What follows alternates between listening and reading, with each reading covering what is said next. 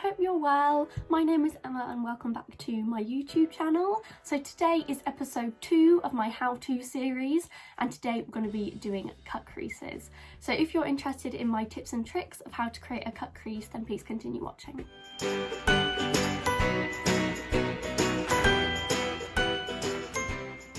Okay, so before we get into it, again, I'm just going to go through some stuff that you'll need. So I would advise that you've watched my previous video, which is how to do a blend, because I'm not really going to be going over that today. I'm just going to be fast forwarding the actual blend itself. So obviously you'll need exactly the same as what you did in the last video. You'll need a eyeshadow base, and I'm using the P. Louise base. And then you're going to need an eyeshadow palette. I'm using the Morphe Jaclyn Hill palette volume 1. And then also going to need a load of brushes. So my favourite brushes I've mentioned in the previous video, so please make sure that you've watched that one first. So to actually cut the crease, you're going to need either some eye makeup remover or Vaseline people like to use to actually cut the crease. I like to use eye makeup remover, I just find it a lot easier, and a thin brush. So I use the Peaches and Cream PC40 brush to actually cut the crease using the eye makeup remover. And you're also going to need some cotton buds like this. Okay, so I've zoomed you guys in so that we can start the tutorial. So I'm just going to start with my P. Louise base, and this is in the shade Rumour 0.5, and I'm just taking a flat brush to pack that all over my eyelid.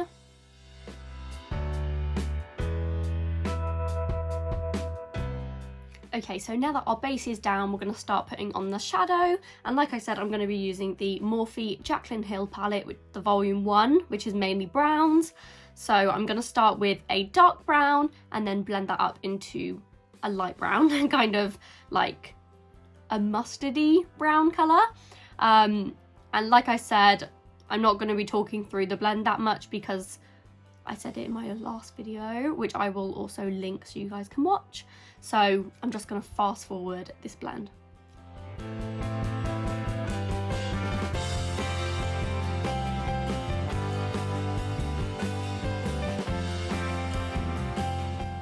So when I am creating the shape for the darkest colour for the blend, I'm going to be going up and then down and swoop back up. So this is to create the cut crease shape, and as you can see, I've already done this side, so it's quite messy, but that's because we haven't sorted it out yet.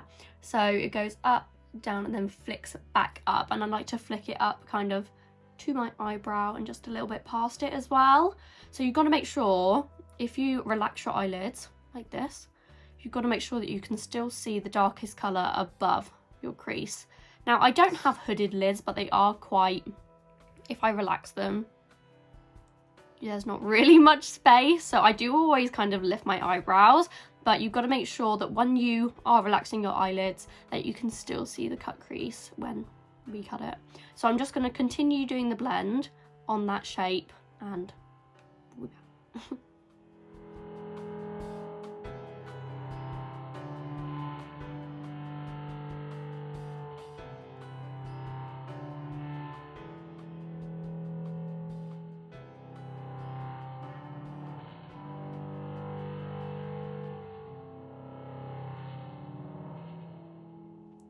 okay, so our blend is now complete. We are going to get on to cutting the actual crease now. So I'm going to be using the simple eye makeup remover to remove all of the excess product underneath the crease. So I'm going to be using a Peaches and Cream PC40 brush, which is nice and flat little brush here, and I'm just going to dip it into the eye makeup remover and then start to swipe it on my eyelid to create the cut crease shape. So kind of following how I was applying the shadow, but just neatening it all up.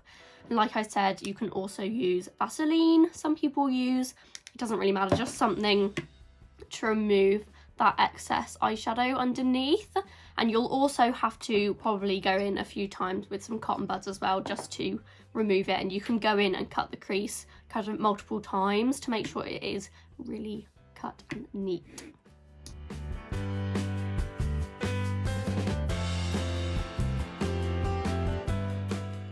Okay, so I don't know whether you can really see, but I've created the cut crease shape just using the eye makeup remover. I'm now going to go in with a cotton bud and just clean up all of that excess. Okay, so there we have our cut crease on this side. I'm just going to repeat the other step on this eye, and then we'll be back to neaten it up even more. So the final step now for the cut crease is to actually cut underneath with a concealer or something like that. So what you can use for this, either the P. Louise base again, you can just use a concealer as well, and they also do coloured bases, so anything like that, or the P. Louise Acid Rain paints. So I'm going to take this one in blank canvas, which is a favourite of mine. So this is a paint from P. Louise, and it dries in 60 seconds, so you've got to be quite fast with it. But that's why I like it, because it does also create a really nice finish.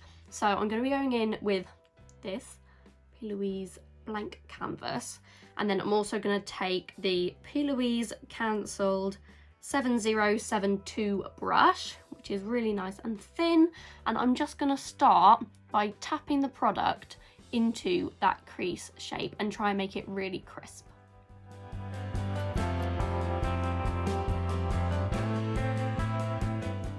Okay, so you've got to also make sure, if you are using this product, to not to put too much on your brush. I'm literally just dabbing the tiniest bit on my brush and just like patting that onto my eyelid, sorry, and just really lightly tapping it up to the crease. And you've got to make sure as well that you are tapping it as you apply it, because it does dry in 60 seconds, so you don't want it to dry with any harsh lines or anything, especially on the outer corner, especially if you do have foundation on. Like, I have my foundation on today before I've done my eyeshadow, so you want to make sure that when you're blending it out into your foundation, you are really patting it thin so that it blends in nicely, and you don't want like a harsh line.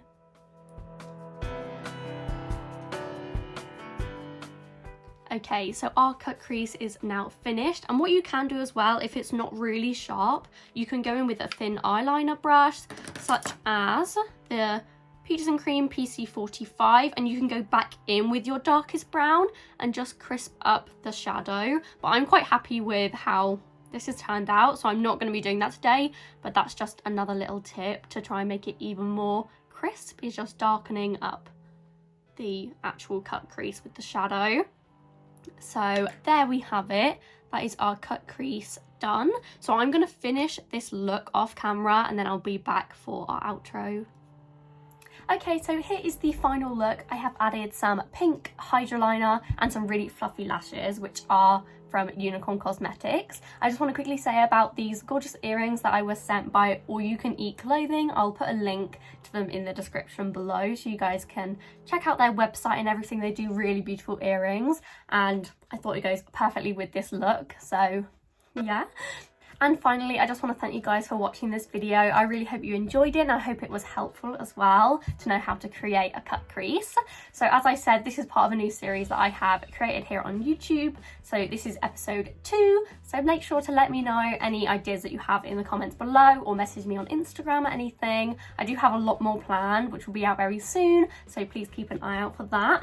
And please make sure that you like, subscribe, comment, and also check out my Instagram, which is EmmaFordXO, and there's also a link in my Instagram bio to all my other social media platforms, so I would love if you guys could check that out as well. So thank you so much for watching, guys, and I'll see you next time. Bye bye.